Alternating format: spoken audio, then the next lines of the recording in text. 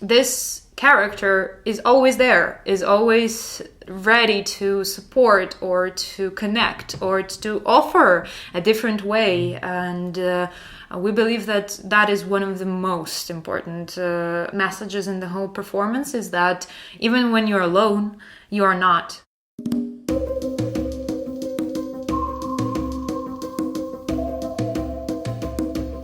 Imagine having a silent witness, a partner who is with you all the time, even when you go through the hardest moments of your life. Imagine not being alone, but instead being held, accompanied, supported. What might that feel like in your heart, in your body, in your bones?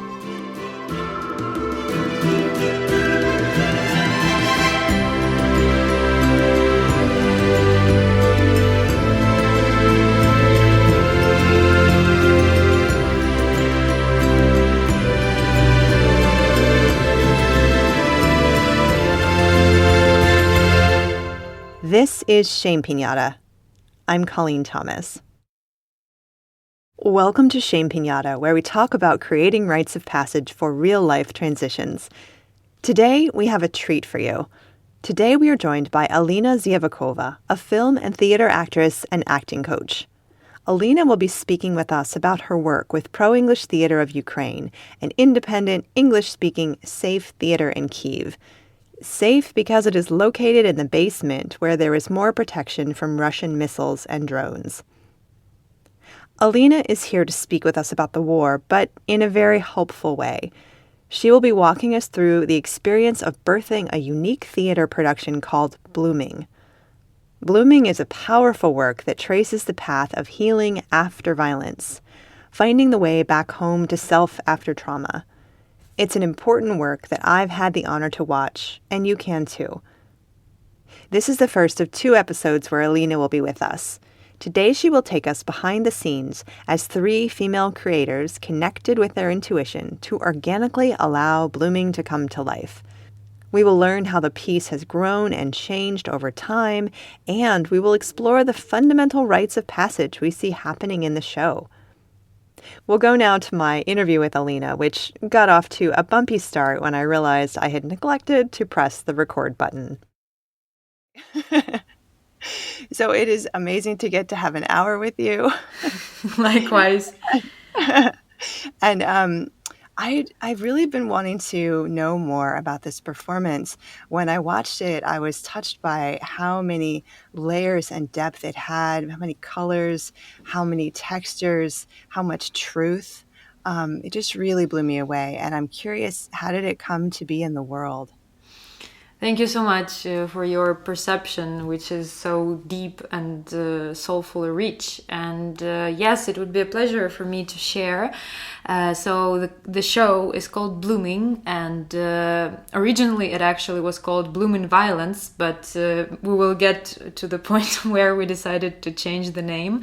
And it is created by 3 women, which is Annabelle Ramirez, who is the director of the show, Jasmine Sotelo, who is my partner on stage. She's a choreographer and dancer, and myself. So we have been together as colleagues in a place that is called Pro-English Theater, that is situated in a basement in Kyiv. And this is where me and Annabelle and my other colleagues ended up being starting from the 24th of February of 2022, the beginning of the full-scale invasion of Russian Federation to Ukraine. And both me and Annabelle started doing whatever we can, volunteering, and subsequently working as fixers, which is a kind of a field producer who is accompanying foreign journalists. And we have been going to different locations to document war crimes, and one of them being the violence, and specifically gender-based violence. And we felt, both of us, very strongly that there is something we should do with all of this knowledge, with all these stories that women have shared with us. And we have been exploring different options, but at the end of the day, we felt like theater, being our main thing in life, is the strongest instrument we have. So we decided to create a performance about it. Wow. That is incredibly powerful. And in a strange way, it kind of mirrors in a tiny way what I was doing, which was watching things from here and being especially drawn to stories of gender-based violence and then figuring out what is my strongest thing. That's how that one meditation series, Everyday Magic for Ukraine, came to be. 'Cause it seems in some respects like, how could this possibly help? But then, well, this is my thing. This is where I resonate. This is where I shine. This is what I can do. Absolutely. And thank you so much for those projects. They're incredible. Thank you. So can you tell us more about the creation process? Sure. It's a bit non-traditional, I would say. First of all, it happened so that both Annabelle's direction in her art and my direction in my art coincided in desire to step out from the traditional theater of the classical way of seeing things, and Jasmine, being the choreographer and her language is body, also fit perfectly into our trio. So our first meeting was just a conversation where we pretty much decided what is the most important message that we would like to convey, or messages, through the performance. And here comes the non-traditional thing. So this might sound silly, and unfortunately, at least in Ukraine, what I'm seeing, the notion of tarot cards is very stigmatized and is associated with something fraud or something icky. Whereas we see a lot of archetypical and depth and knowledge in that. Therefore, we picked up a deck of tarot cards and we decided to kind of lay a passage, a journey through which the main characters go throughout this performance, exploring different emotions and different states of a person who has experienced violence. And it gave us also a broader and deeper understanding of things that we can include into each of those steps. Wow. Yeah, and interesting that when we started, we didn't have any text. So we went absolutely intuitively out of what we have felt. And we started creating a lot of physical aspects of the performance because... as you can see, if you watch it, it is a lot of visual aspects of this performance. So it is lights and blocking and physical work of our bodies. And only then, when, there was a fertile soil of that base that we have laid this way, we started picking the texts that naturally flew into this already created flow, which has been the text from a book called Daughter, from Tamara Gorikha-Zernya, who is a Ukrainian writer, and also personal testimonies. So it started with the body and the intuition. Yeah. Yeah, it has such a strong embodied feel. It kind of feels like, since there are so few words, that it opens it up so that each of us can experience it in our own way, even more than if there were words. Does that make sense? Yes, absolutely. Absolutely. It gives more metaphorical meanings that can be interpreted by everyone. Therefore, that was crucial for us, that even though it is a show created by women, based on a book written by women, it's still, for us, it is important that it's universal. It is for anyone who has gone through trauma or through violence, and that is luckily what we have managed to achieve according to the feedback that we have gotten through different audiences.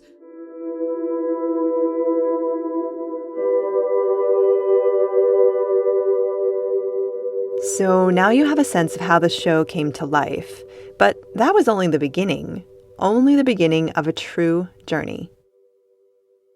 It was born in Kiev. We performed it in June of 2022.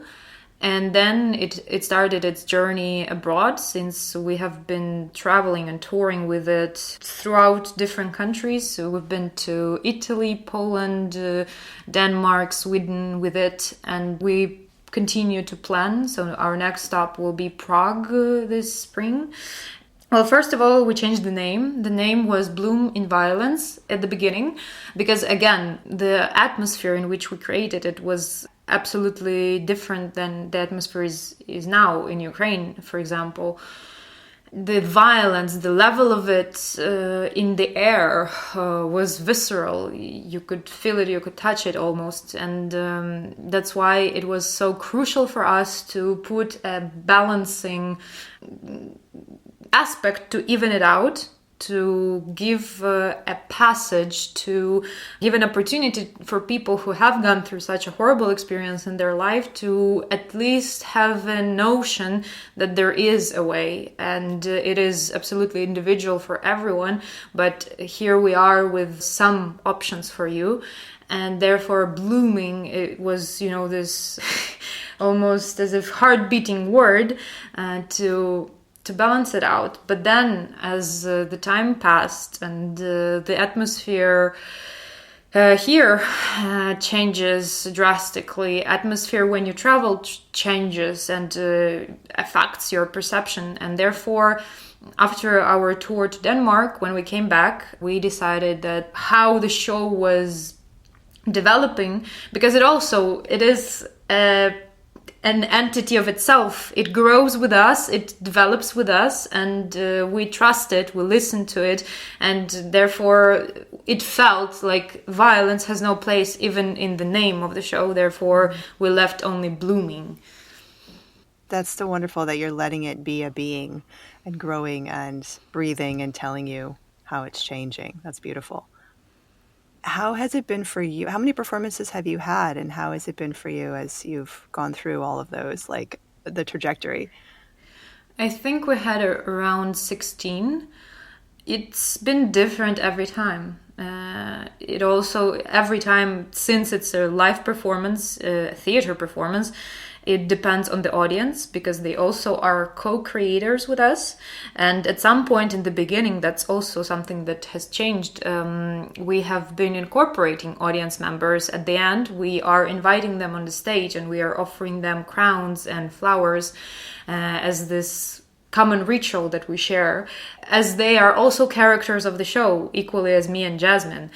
And recently we've also changed it this summer, because it also felt that even though it was a very powerful moment, and again, at the moment it felt right, but recently we have discovered that we don't need even to bring people to the stage. We are entering the audience and we are sitting with them and giving them flowers and just sharing the space, so there is no pressure for people even in that regard to come out of the stage, because it also can be stressful and people usually are not so comfortable on the stage in general. So that is something that we have applied as well. Wow. Have there been any moments that you can share that have been especially powerful with relating to the audience? Definitely. Well, there is another important aspect to mention before I go there. So usually we don't only perform the show, but we combine it as an experience with a workshop that we bring. And the workshop is called RAW. It's abbreviation for Relief Acting Workshop. It's a workshop that I have created, again, starting from the full-scale invasion. It's basically a training based on breathing techniques, meditation techniques, acting techniques, body movement techniques that we have been offering in Pro English since spring of 2022, and it is targeted to offer people the place to breathe out, to relieve in any way that connects to them personally. And we have been cooperating with different organizations to offer and target it to different groups. For example, displaced people, refugees, military cadets, military students, veterans, women, men, and family members of people whose husbands or brothers or sisters or mothers are in the military, in the service. So we usually, especially when we travel, but here as well in Kiev, we have it as a workshop first, 2 hours, and after the workshops, it's like a final touch is the performance. So the person has this journey of their own as well, and it feels more personal for them.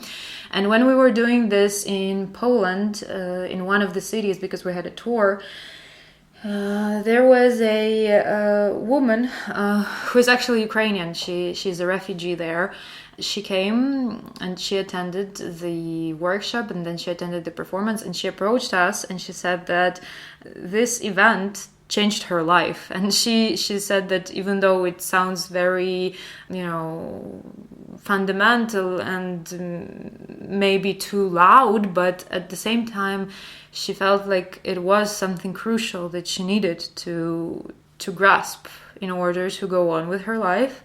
And, stories like that, at least one story like that, makes you sure that what you do is needed, is crucial to share, especially in this kind of way through art, when it is applicable, let's say, to different people.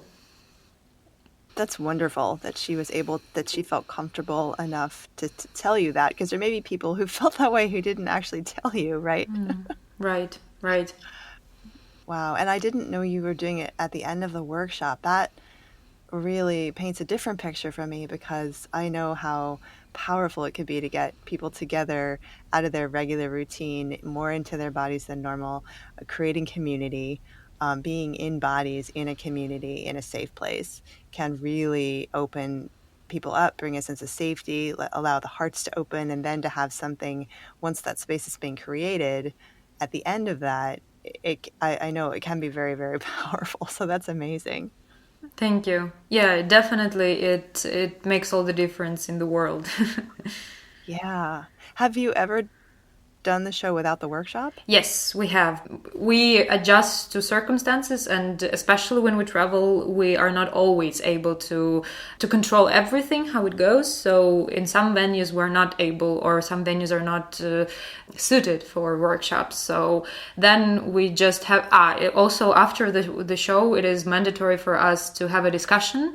So people who want to leave can leave and can, digest and process it on their own. But people who want to share, there is this opportunity of creating the community in a discussion, in Q&A, in exchange, So there is a closure. Yes, that's wonderful. That's really important too, right? Because there's this opening of the heart for watching. I wish I had that. Although I suppose I'm having it now with you. Yeah, definitely. To get to sort of process everything that came up, because it is such a heart-opening experience watching it.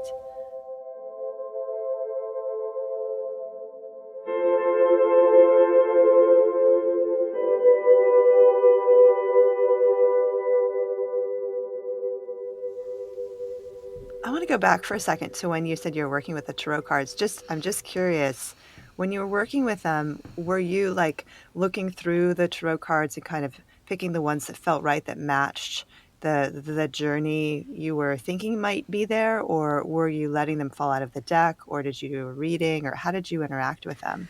I love that we're talking about this. Thank you so much. I really want to, to give honor to this, and to be on that side that protects its true meaning. So we took out the higher arcanes, and we only worked with those.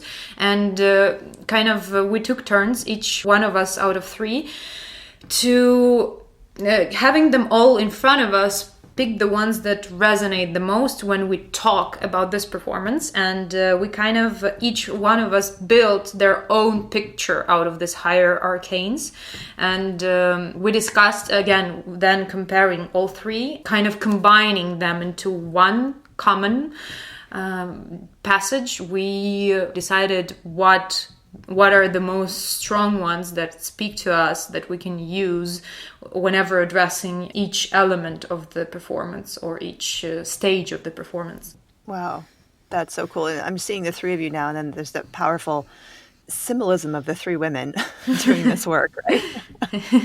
Yeah, definitely. Isn't that cool? I mean, that's my type of theater production, where intuition and archetypes are welcome, where the story evolves on its own through deep listening and collaboration. I don't want to give too much away about the performance before you've had a chance to see it, but I will tell you that in Blooming, we see a woman going on a journey that has many phases and many colors. She often has a silent companion with her who has a bit of an ethereal quality.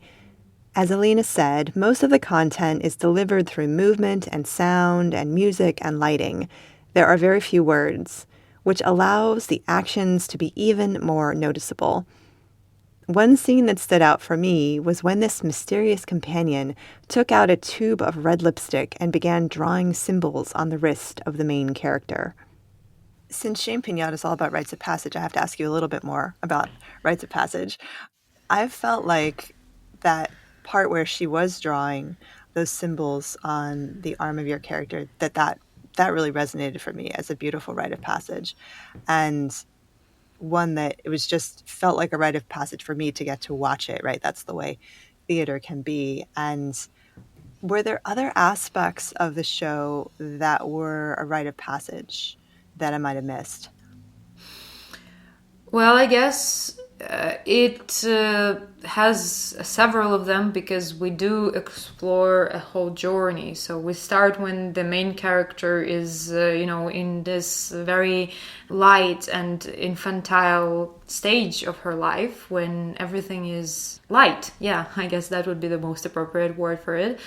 But then whenever circumstances change or events enter her life, she adjusts, but at the same time there is the second character, the one that Jasmine plays, who represents for us, well, it can represent so many things, and that's why we prefer not to give it a specific name. It can be nature, it can be intuition, it can be something that we cannot name, something presence, and this character is always there, is always ready to support or to connect or to offer a different way. And we believe that is one of the most important messages in the whole performance, is that even when you're alone, you are not. There is so much in that second character, again, who at the same time represents the ancestors and the whole crowd of people being in one. And that's why she does the initiation. That's why she draws on my hand and on my eyes. And she shows me the way. She also interacts with the audience, and in regards of rites of passage, that is what felt right to us at the moment, of this unity in one. Yeah, and I love that description of her. I was trying to decide, who is she? At first I was waiting for her to speak. I thought she was just a person who is with you. She's also in the role of the witness, right? Which is such a sacred thing. Absolutely. Yeah. Wow. Yes, and you're right. That's why it's up to interpretation. In some moments of the performance, she does represent another person in the room with me, and she is a witness, which is such a precise word that you have chosen, because that's what we were doing. We were witnessing other stories at the beginning, in spring of 2022, and it was very important for us to give them proper dignity and proper way and rite of passage, actually, to transform it, to transcend it above of the physical reality. Yeah. So how can people see the show? There is a website, a platform that is called the Scene Saver, and you can register. It's absolutely free, and it takes just a couple of minutes. And you can watch this show and many, many other shows. It's a great platform that offers a online theater experience. And also we are touring, so maybe at some point we will end up in the US, hopefully.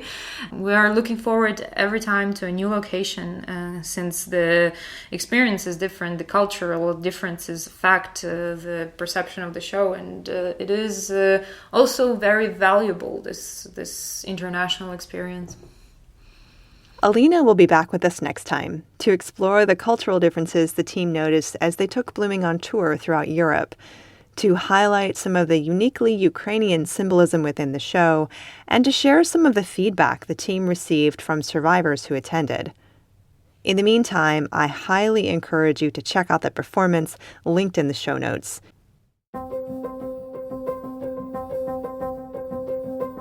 Alina ZIevakova is a film and theater actress and acting coach from Ukraine.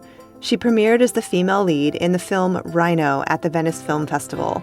However, since the February 24, 2022 Russian full-scale war in Ukraine, she has been acting in socially relevant theater pieces and creating stress relief workshops. Our music is by Terry Hughes. Find us on YouTube, IG, and X at Shane Piñata, and subscribe to the show in your favorite player. Also be sure to check out our new series, 10 Minutes for Your Heart, Meditations for Ukrainians. Find it at 10minutesforyourheart.com. I'm Colleen Thomas. Thanks for listening.